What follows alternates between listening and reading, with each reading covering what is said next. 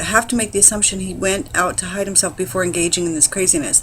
Originally, I thought crazy religious extremists don't judge me. Lots of us thought it. We were basing on experience.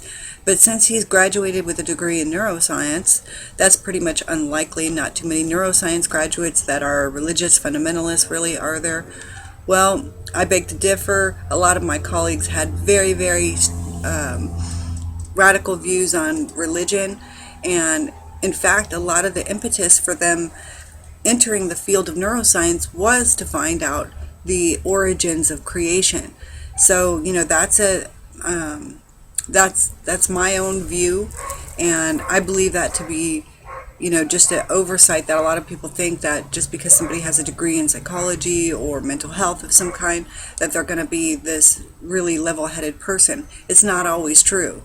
Of course, I'm very level-headed, but as you can see, a lot of my theories are conspiracy-based, just because, the farther down the rabbit hole you go, and the more you learn about the brain in general, the government, and all these other things, and the more you understand how the brain works in conjunction with tragedy, emotion, grief, things like 9/11 or Columbine. I'm going to throw those, hot buttons out there, because the more you know about that kind of stuff, the more it seems to affect you, at least in my experience. So it's very possible that this person had some type of PTSD, post-traumatic stress disorder of some type.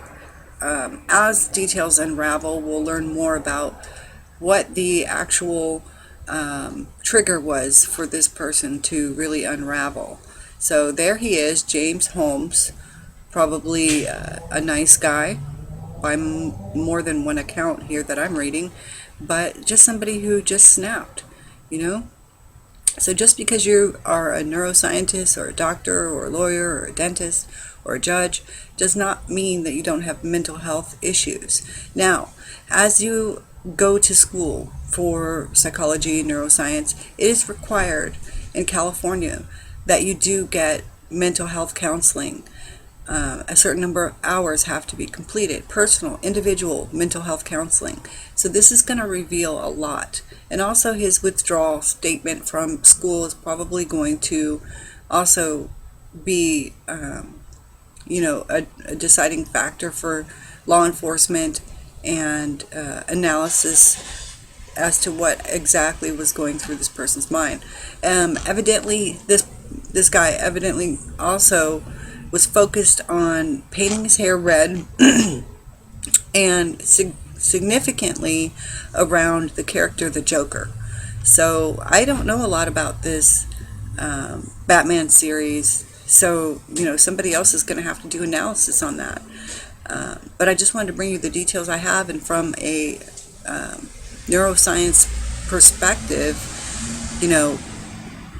the type of things that we study, a lot of times, are medically based. They're also, we study a lot of the worst things that happen in the world. So, you begin to get numb to it. So I just wanted to give you my insight on this, and I hope it's helped you a little bit. And I send my prayers and well wishes out to those victims and families of the victims. And it doesn't mean that this person is a genuinely evil, bad person. I really believe he could have had a psychotic break. Mental health professionals are susceptible to it, like I said. In fact, medical professionals in general are more susceptible to this type of incident occurring.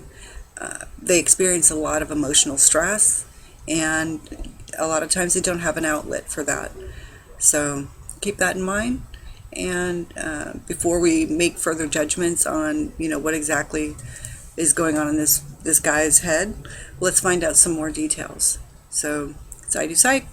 I'll keep up with the story. Hope you guys have a great day.